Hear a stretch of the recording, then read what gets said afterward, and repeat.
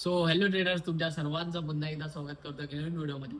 बघा, माझ्यासोबत आत्ता जस्ट थोडा टाइम पहिले मी गोल्ड ट्रेडिंग करत होतो गोल्डमध्ये.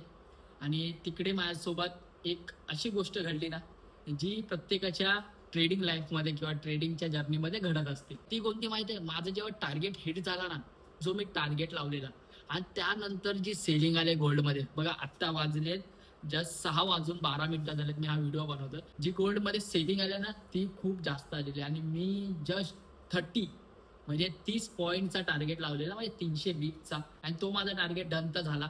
बट त्यानंतर गोल्ड 70 पॉईंट 720 पडला.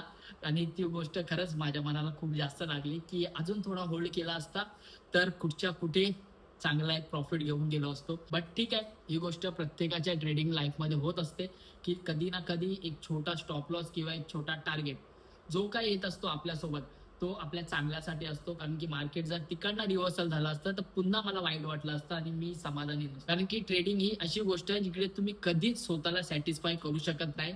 कारण की तुम्हाला कुठे ना कुठे काही नाही का वाटत राहील. जर तुमचा टार्गेट हिट झाल्याच्या नंतर अजून मोठा टार्गेट भेटेल तरी पण तुम्हाला वाईट वाटेल. तुमचा स्टॉप लॉस गेल्याच्या नंतर देखील तुम्हाला वाईट वाटेल. तर एक गोष्ट नेहमी लक्षात ठेवा, ट्रेडिंगमध्ये तुम्ही सॅटिस्फाय व्हायला शिका.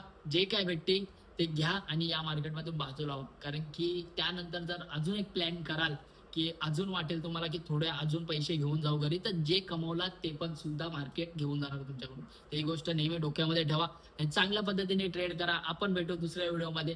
तोपर्यंत घेतो तुमची रजा. तुमच्या तुमच्या फॅमिलीची आणि तुमच्या कॅपिटलची काळजी घ्या. Thank you for watching. Bye bye.